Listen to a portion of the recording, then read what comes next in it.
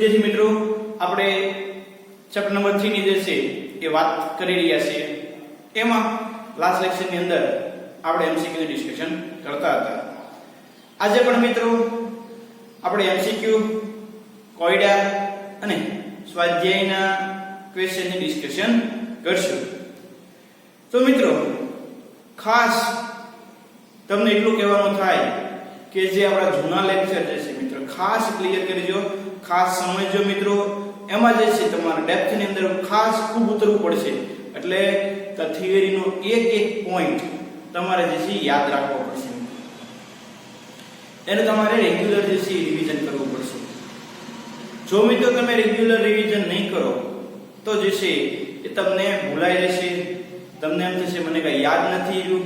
તો એના માટે મિત્રો તમારે રોજ રેગ્યુલર પ્રેક્ટિસ કરવી પડશે. તમારે રેગ્યુલર જે છે રિવિઝન કરવું પડશે દરેક ટોપિકનું, દરેક થિયરીનું મિત્રો. તો એના માટે મિત્રો આપણી ચેનલ ઉપર જે છે વિડિયો સતત અવેલેબલ હોય એ તમે જોઈ શકો. થિયરી જે છે તમે ડેપ્થ ની અંદર રીડિંગ કરી શકો. તમને આપેલું મટીરીયલ જે છે તમે સોલ્વ કરી શકો. ક્લિયર? પણ મિત્રો ખાસ રોજનું કામ રોજ કરજો અને દરેક પોઈન્ટને જે છે ખૂબ સારી રીતે સમજજો. ક્લિયર મિત્રો? તો આપણે આજે પણ એમસીક્યુ, કોયડા અને સ્વાધ્યાયના ક્વેશ્ચનની ડિસ્કશન હવે શરૂ કરી. ઓકે, હવે પહેલી વાત છે મિત્રો કે આપેલ પરમાણુના બાહ્ય કોષના ઇલેક્ટ્રોન પર આંતરકોષની s p d અને f કક્ષકોના ઇલેક્ટ્રોનની સ્ક્રીનિંગ અસર. કોની સ્ક્રીનિંગ અસર સૌથી વધારે અને કોની સ્ક્રીનિંગ અસર સૌથી ઓછી?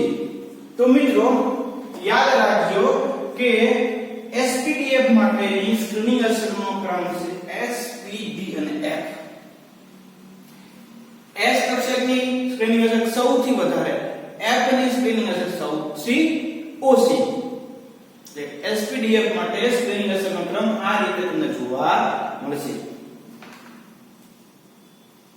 આગળ સોડિયમ, મેગ્નેશિયમ, એલ્યુમિનિયમ અને સિલિકોન. સોડિયમ, મેગ્નેશિયમ, એલ્યુમિનિયમ અને સિલિકોન ની first ionization energy RE1, first ionization enthalpy નો ક્રમ તમને પૂછ્યો છે. તો મિત્રો આપણે બોર્ડ આપણે બધા યાદ છે કે આ એક જ આવર્તના તત્વ છે. તો કે આવર્તમાં તમે ડાબીથી જમણી બાજુ જાઓ તેમ આયનીકરણ એન્થાલ્પી વધે. શું થાય? આયનીકરણ એન્થાલ્પી વધે કારણ કે કદ ઘટે. તો મિત્રો સિલિકોનની આયનીકરણ એન્થાલ્પી સૌથી વધારે છે. આવો ક્રમ જે છે તમને જોવા મળશે કે નહીં જોવા મળે? તો કે હા, તમને આવો ક્રમ જોવા મળશે. એટલે કે સી આન્સર આવો જોઈએ મિત્રો, પણ નહીં. આ આન્સર ખોટો છે. કારણ કે મિત્રો આપણે અગાઉ જોઈ ગયા અહીં અપવાદ આવે છે. એટલે આ ક્રમ ખોટો છે મિત્રો, ખાસ યાદ રાખજો. આ ક્રમ કેવો છે? ખોટો છે. કેમ? તો કે મિત્રો અહીંયા જે છે આવે છે 3s2, અહીંયા આવે છે 3s2 3p1. એટલે મિત્રો આપણે કીધું તો કે અહીંયા ઇલેક્ટ્રોન વચ્ચે અપાકર્ષણ વધે. એટલે p કક્ષક પછી ઇલેક્ટ્રોન સહેલાઈથી દૂર થાય. બીજું s કક્ષક આમાં પૂર્ણ છે એટલે ઇલેક્ટ્રોનને દૂર કરવો કેવો અઘરો. તો મિત્રો આપણે બધાને ખ્યાલ છે એનો ક્રમ આવો હતો કે સોડિયમ કરતા Mg ની વધારે હોય, એલ્યુમિનિયમ કરતા પણ Mg ની વધારે હોય અને સિલિકોન ની સૌથી વધારે. આ ક્રમ કેવો છે ભાઈ? ખોટો છે. આ ક્રમ કેવો છે? સાચો છે. તો આને લો તો આવો આન્સર છે કે સોડિયમ કરતા Mg ની વધારે, એલ્યુમિનિયમ કરતા Mg ની વધારે, સિલિકોન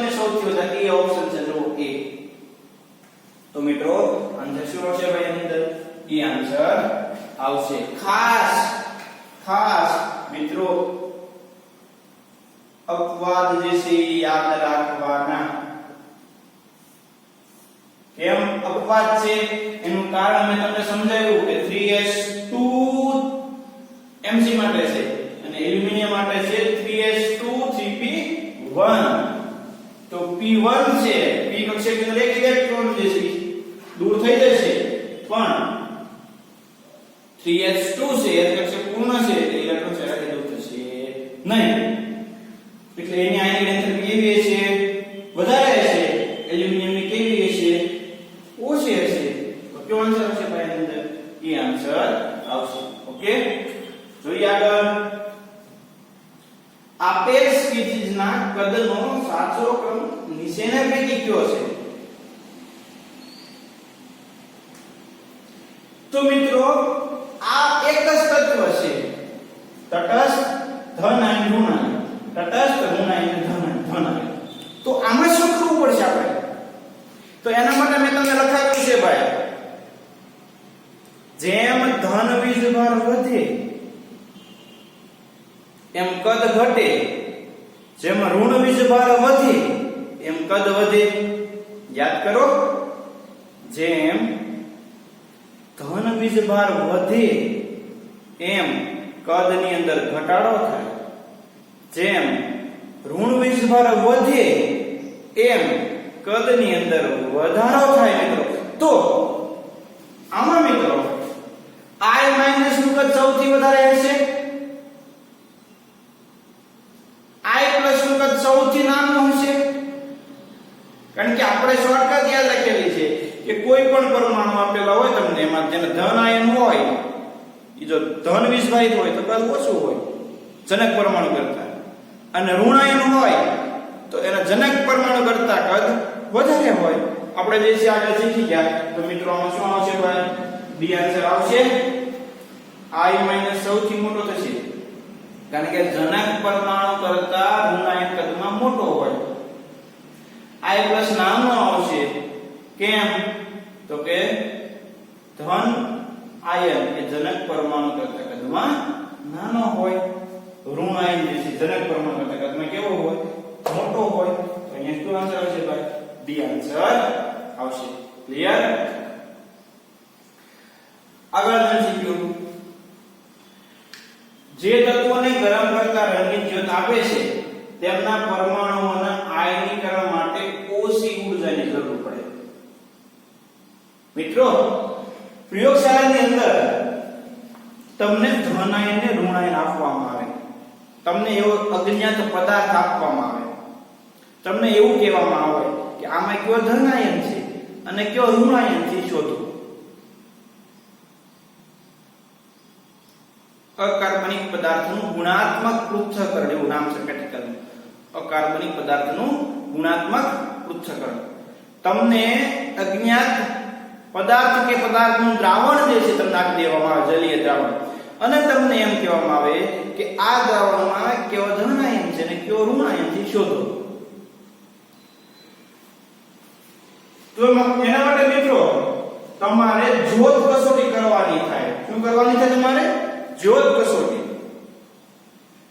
હવે જ્યોત કસોટી કરવાની એટલે શું કરવાનું? તો કે નિક્રોમનો વાયર લેવાનો, એને પહેલા HCl માં ડુબાડવાનો, પછી એને તમારા ફૂલ અને ગરમ કરવાનો બળતણ ઉપર, પછી તમને જે પદાર્થ આપેલો હોય એ નિક્રોમ વાયર કે પ્લેટિનમ વાયર તમે જેને કહો છો એના પર પદાર્થ તમારે લેવાનો અને ડાયરેક્ટ તમારા બળતણ ઉપર ગરમ કરવાનો. તો તમને અલગ અલગ રંગીન જ્યોત મળે. તો એ કયા સમૂહના તત્વો રંગીન જ્યોત આપે મિત્રો જ્યોત કસોટીની અંદર? તો મિત્રો સમૂહ નંબર 1 અને સમૂહ નંબર 2 ના જ તત્વો તમને જ્યોત કસોટી આપે. અલગ અલગ ઈંટ જેવી લાલ, વાદળી, ગુલાબી, અતિ તેજ લાલ, લીલી એવી જ્યોત તમને મળે. પણ ક્યારે મળે? તો કે જ્યારે મિત્રો સમૂહ નંબર 1 અને સમૂહ નંબર 2 ના ધાતુ આયન હાજર હોય ત્યારે. એની આયનિકલ એન્થાલ્પી કિંમત કેવી છે? ઓછી છે. આયનિકલ એન્થાલ્પી ઓછી એટલે મિત્રો ઇલેક્ટ્રોન સહેલાઈથી જે છે કૂદકો મારે નીચી ઊર્જા વાળામાંથી ઊંચી ઊર્જા વાળા કક્ષકની અંદર. એટલા માટે એની જ્યોત તમને જે છે કેવી મળશે?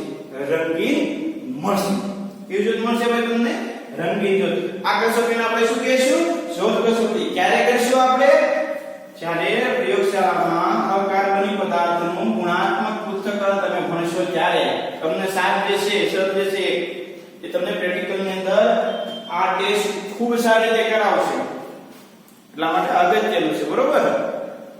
આગળ આપણે S બ્લોક એલિમેન્ટ ભણીશું, આલ્કલી ધાતુ તત્વ અને આલ્કાઇલ અર્ધ ધાતુ તત્વ, ત્યારે પણ આ વાત જે છે ભણવાની થશે.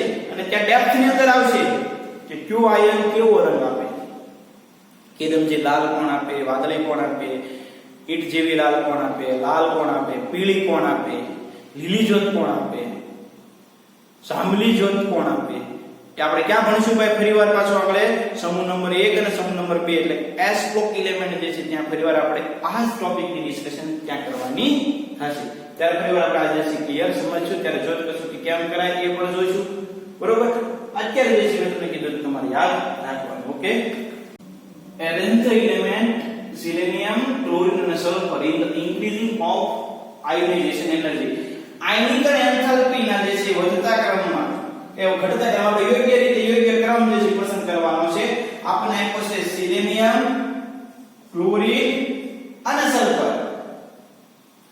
મિત્રો તમે તત્વોના નામ સંજ્ઞા પરનો ક્રમ પાકી ગયેલી છે, બરોબર.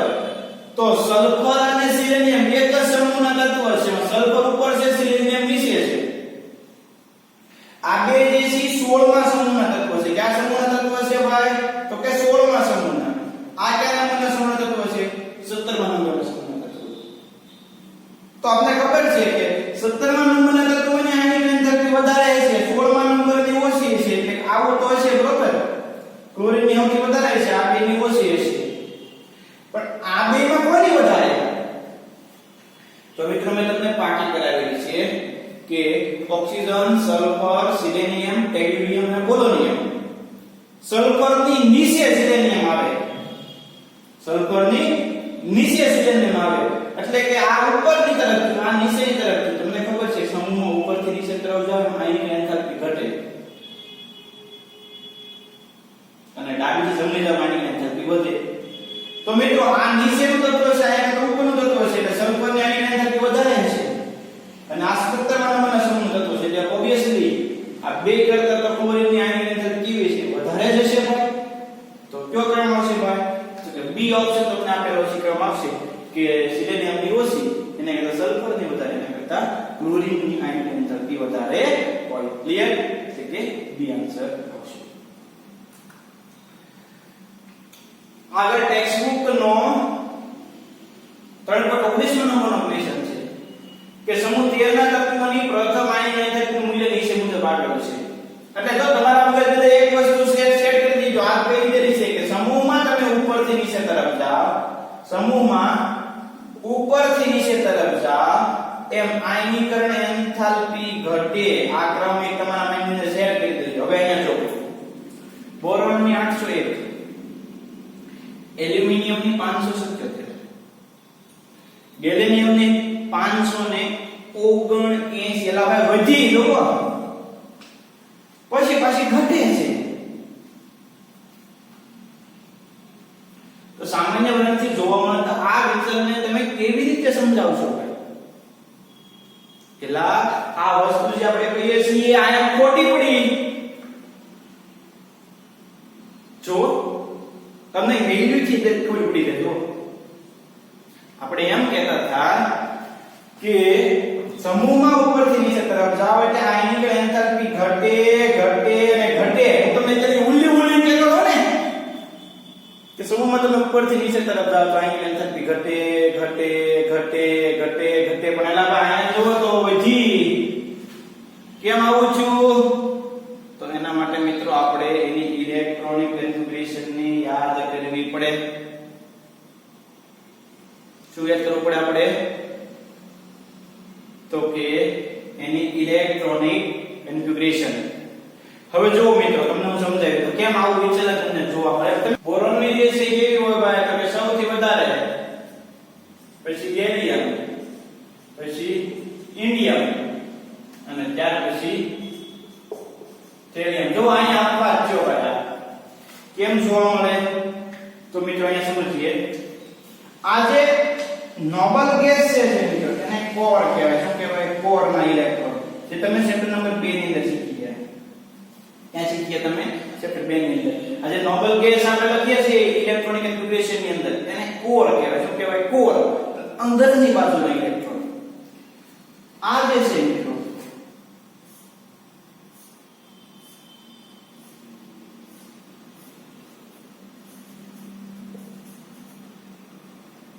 એટલે કે સંયોજકતા. એટલે કે સંયોજકતા ઇલેક્ટ્રોન સંયોજકતા કક્ષા છે. જુઓ આ જે નોબલ ગેસ નિષ્ક્રિય વાયુ કોર તરીકે જે છે શું કહેવાય? કોર કહેવાય. શું કહેવાય? કોર. જે મેં અહીંયા લાઈન કરીને શું કહેવાય? બહારની કક્ષા છે એટલે કે સંયોજકતા કક્ષા છે. હવે મિત્રો તમે બોરોન થી એલ્યુમિનિયમ તરફ તમે જાઓ તો અહીંયા 8 ઇલેક્ટ્રોન વધે કોર ની અંદર હિલિયમ થી નિયોન. અહીંયા એક સરખું જો એટલે કે અહીંયા 12 સરખું કોર ની અંદર 8 ઇલેક્ટ્રોન વધે. તમે નિયોન થી આર્ગોન સુધી જાઓ મિત્રો તો એમાં કોર ની અંદર 8 ઇલેક્ટ્રોન વધ્યા. જુઓ નિયોન થી આર્ગોન 8 ઇલેક્ટ્રોન. પણ મિત્રો અહીંયા કેટલાનો વધારે છે?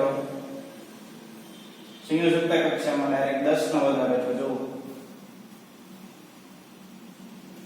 નિયોન થી આર્ગોન સુધી ગયા તમે એટલે કે નિયોન થી 11 થી 18 એટલે 8 તત્વો વધ્યા. એટલે કે 8 કોર ની અંદર વધારે છે. બહાર તમે જુઓ તો જો ખાલી 10 નો વધારો છે. તો મિત્રો અહીંયા આ પોઝિશન ની અંદર એટલે કે તમે એલ્યુમિનિયમ થી ગેલિયમ તરફ તમે ગયા ત્યારે કોર એ નબળી પડી એમ કહેવાય. કોર કેવી થઈ? નબળી પડી. કારણ કે જો અહીંયા 8 નો વધારો ને 10 નો વધારો એટલે આ સ્ટ્રોંગ થયો. બહારનો ભાગ કેવો છો? સ્ટ્રોંગ છો, મજબૂત છો. જ્યારે કોર ત્યાં શું પડી? નબળી પડી મિત્રો. કોર નબળી પડી ને એટલે મિત્રો એલ્યુમિનિયમ જે છે એલ્યુમિનિયમ એના કરતા ગેલિયમ નું કદ આવું જોવા મળે.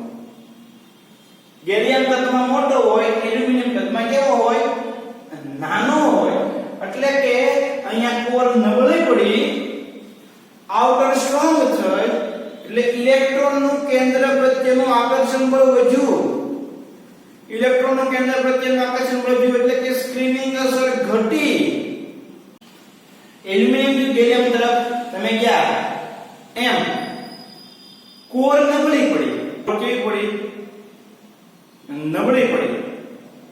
તો મિત્રો કદની અંદર એલ્યુમિનિયમ દેશી કદમાં મોટો થશે, ગેલિયમ દેશી કદમાં નાનો થશે. કોની વાત કરે છે ભાઈ? તો કે કદ. હવે મિત્રો ગેલિયમ જે છે ગેલિયમ એ કદની અંદર કેવો છો ભાઈ? નાનો છો. કદની અંદર નાનો છો એટલા માટે ઊર્જા કેવી જોવે? વધારે જોવે. તો એની આયનિક એન્થાલ્પી જે છે જો વધી.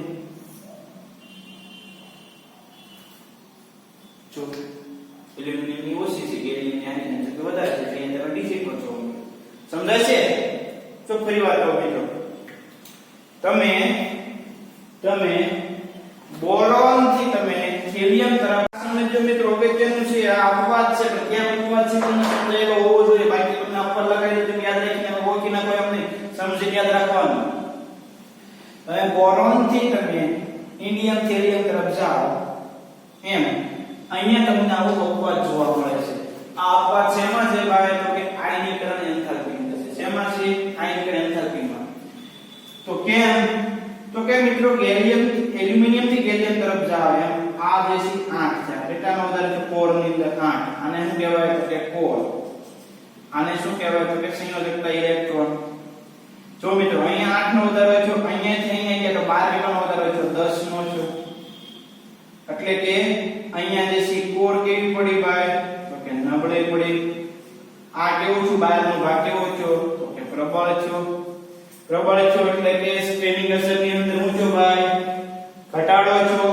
સ્ટ્રેનિંગ અસર ઘટે એટલે પરમાણુ કદ શું થાય ભાઈ ઘટે સ્ટ્રેનિંગ અસર ઘટે તો પરમાણુ કદ શું થવાનું છે ભાઈ ઘટવાનું છે કારણ કે પરમાણુ કદ અને સ્ટ્રેનિંગ અસર પરમાણુ કદ અહીં લખીએ પરમાણુ કદ અને સ્ટ્રેનિંગ અસર એકબીજાના કેવા છે ડાયરેક્ટલી પ્રોપોર્શનલ ની અંદર છે કેવા છે ડાયરેક્ટલી પ્રોપોર્શનલ ની અંદર જો આવો સંબંધ તમને હમણાં જ લખાવવાનો છું તે ખાસ યાદ રાખવો પડશે ઉપરથી નીચે તરફ ગયા ક્રમશઃ z વધે તો સ્ટ્રેનિંગ અસર શું થાય વધવાની છે મિત્રો તો જો સ્ટ્રેનિંગ અસર વધે તો પરમાણુ કદ વધે સ્ટ્રેનિંગ અસર ઘટે તો પરમાણુ કદ ઘટે આ કારણ છે કોર નબળી પડી અને આઉટર કેવું છે સ્ટ્રોંગ છે એના કારણે મિત્રો તમને આવો અપવાદ જોવા મળે એટલા માટે કદ ઘટ્યો એટલે આની કણ એન્થાલ્પી શું થવાની છે ભાઈ તો કે વધવાની છે ભાઈ એટલે જો વધી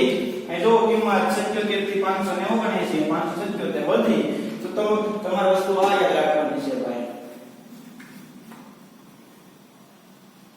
બોરોન એલ્યુમિનિયમ ગેલિયમ ઇન્ડિયમ ને થેલિયમ ક્રમશઃ વધવું જોઈએ પણ અહીંયા કદ ઘટે છે એનું કારણ છે કોર નબળી પડી આઉટર કેવું છે સ્ટ્રોંગ છે અહીંયા અપવાદ છે અહીંયા જોવા મળવાનો છે અહીંયા તમને અપવાદ જોવા મળે છે કેમ જોવા મળે છે તો કહેવાય છે નિષ્ક્રિય યુગ્મ અસર ઇનર્ટ પેરિંગ ઇફેક્ટ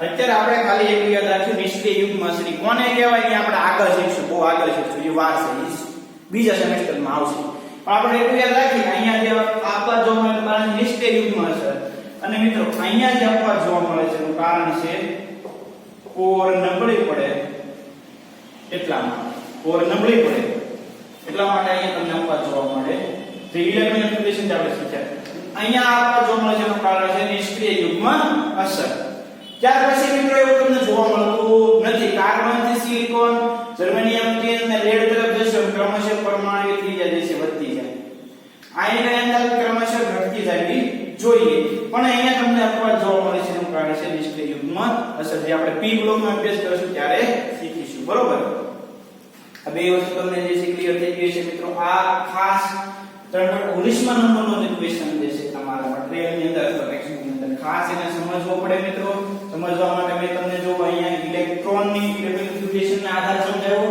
જે ખાસ બધા એ ક્લિયર કરવાનું ઓકે પરમાણુ ત્રિજ્યા અને અસરકારક કેન્દ્રીય વીજભાર એકબીજાના ઇન્વર્સલી પ્રોપોર્શનલ ની અંદર હોય એકબીજાના ઇન્વર્સલી પ્રોપોર્શનલ વ્યસ્ત અસરકારક કેન્દ્રીય વીજભાર વધે તો પરમાણુ ત્રિજ્યા મિત્રો ઘટે તમે lithium beryllium boron carbon nitrogen ક્રમશઃ અસરકારક કેન્દ્રીય વીજભાર વધતો જાય છે મિત્રો તો પરમાણુ ત્રિજ્યા ક્રમશઃ એની ઘટતી જાય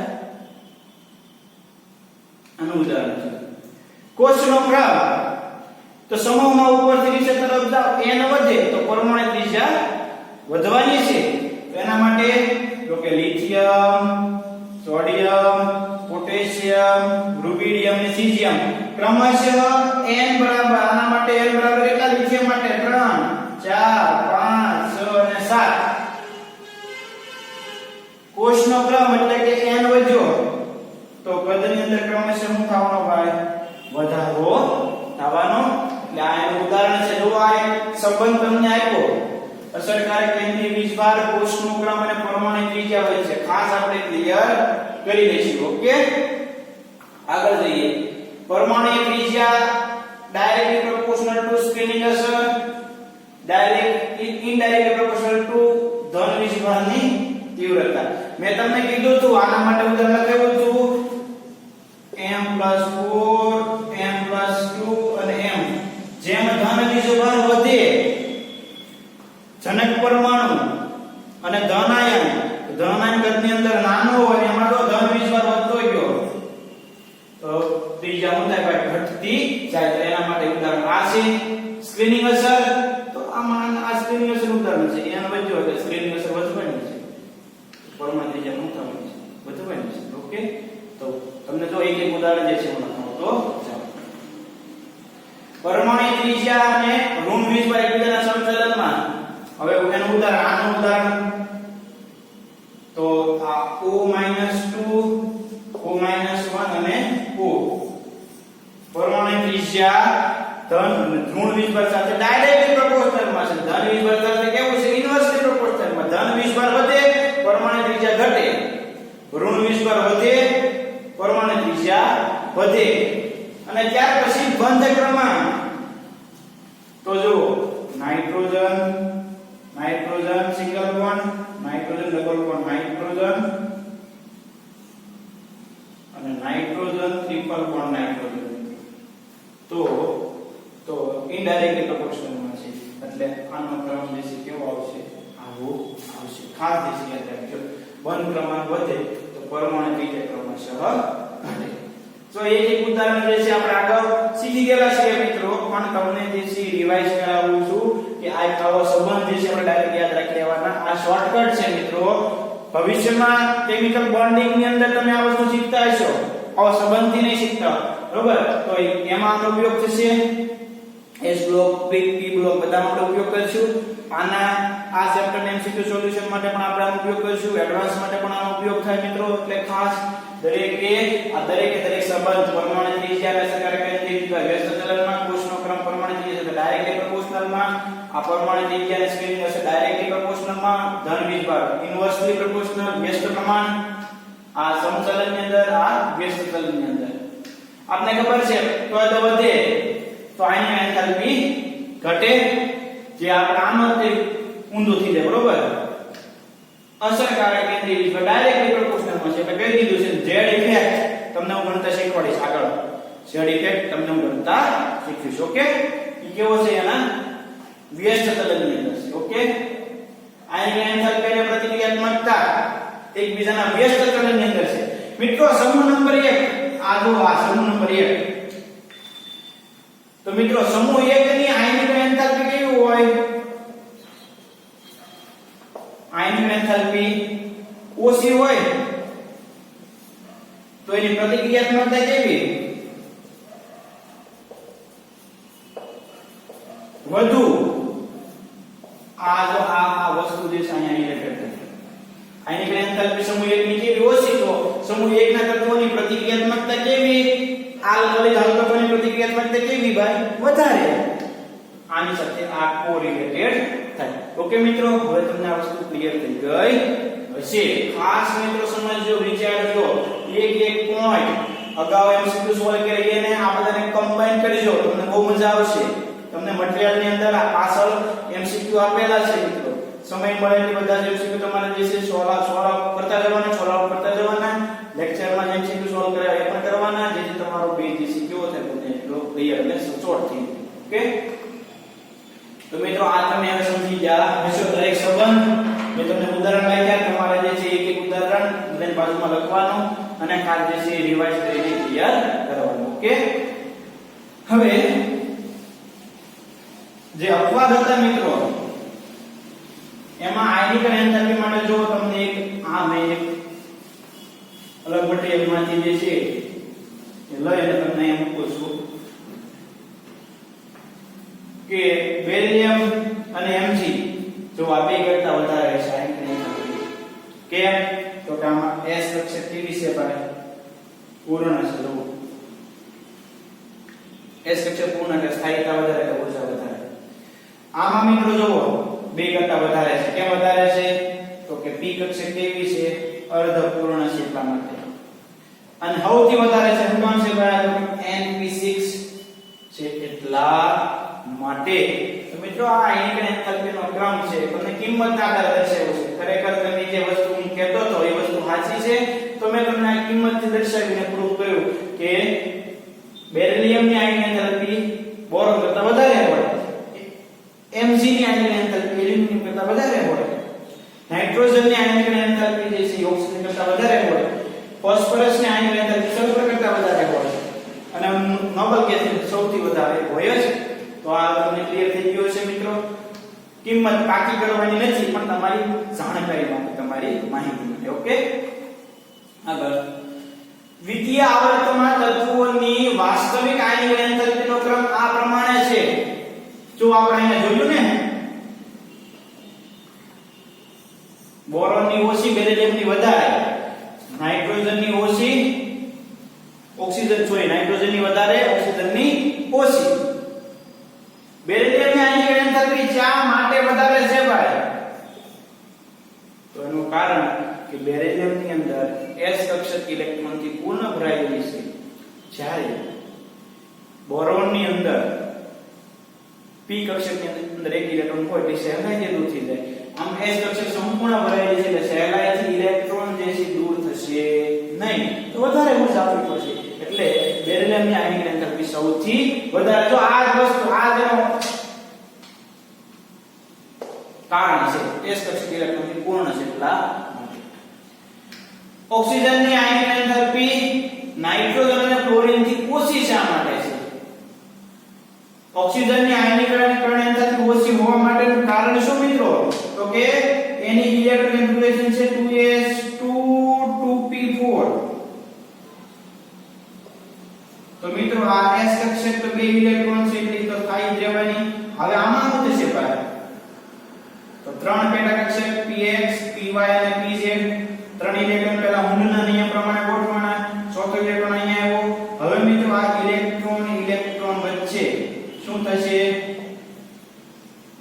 જે આ ચોથો ઇલેક્ટ્રોન આવ્યો આ એક કોષની અંદર px ની અંદર આ બે ઇલેક્ટ્રોન ગોઠવવાના તો એમાં ઇલેક્ટ્રોન વચ્ચે શું થાય ભાઈ તો કે ઇલેક્ટ્રોન વચ્ચે અપાકર્ષણ થાય ઇલેક્ટ્રોન વચ્ચે અપાકર્ષણ થાય કે આ ઇલેક્ટ્રોન સરળતાથી દૂર થાય તો ઇલેક્ટ્રોન સરળતાથી દૂર થાય તો ઊર્જા કેવી જોવે ભાઈ ઓછી જોવે ઓછી ઊર્જા જોવે તો આયનિક એન્થાલ્પી કેવી કહેવાય ઓછી કહેવાય ફરી કેમ ઓક્સિજનની આયનિક એન્થાલ્પી નાઇટ્રોજન અને ક્લોરીન કરતા ઓછી છે તો મિત્રો એનું કારણ છે કે ઇલેક્ટ્રોન વચ્ચેનું અપાકર્ષણ આ ચોથો ઇલેક્ટ્રોન ગોઠવવાનો ઇલેક્ટ્રોન યુગ્મીકરણ છે હુન્ડના નિયમ પ્રમાણે ત્યારે મિત્રો ઇલેક્ટ્રોન વચ્ચે અપાકર્ષણ વધશે અપાકર્ષણ વધે મિત્રો એટલા માટે આ ઇલેક્ટ્રોન સરળતાથી દૂર થાય ઊર્જા કેવી જોવે ભાઈ ઓછી જોવે ઊર્જા ઓછી જોવે એના કારણે એની આયનિક એન્થાલ્પી કેવી છે ઓછી છે જ્યારે આ બીમ કેવી છે વધારે છે ઓકે તો જોઈએ આપણે આગળ હવે તો આઇઝેશન છે અહીંયા સુધી રાખવાનું છે મિત્રો નેક્સ્ટ લેક્ચર ની અંદર આપણે ઇલેક્ટ્રોન પ્રાપ્તિ એન્થાલ્પીની જે છે ડિસ્કશન શરૂ કરીશું બે લેક્ચર આપણે એમસીક્યુ જોઈએ મિત્રો અલગ અલગ ટોપિક ની અંદર એ પહેલા જે છે આપણે થિયરી જોઈ મિત્રો દરેક થિયરી દરેક એમસીક્યુ દરેક પોઈન્ટ ખાસ મિત્રો જે છે ક્લિયર કરી નાખજો લેક્ચર જે છે નાના હોય એટલે તમને જે છે ટાઈમ મળે એટલે આપણે બધું જૂનું જે છે રિવાઇઝ થઈ જવું જોઈએ ઓકે મિત્રો તો આજે અહીંયા સુધી રાખીએ નેક્સ્ટ લેક્ચર ની અંદર ફરીવાર જે છે એ આપણે ઇલેક્ટ્રોન પ્રાપ્તિ એન્થાલ્પી વિશેની ડિસ્કશન કરવા માટે ભેગા થઈશું ઓકે તો આજે અહીંયા સુધી રાખીએ નેક્સ્ટ લેક્ચરમાં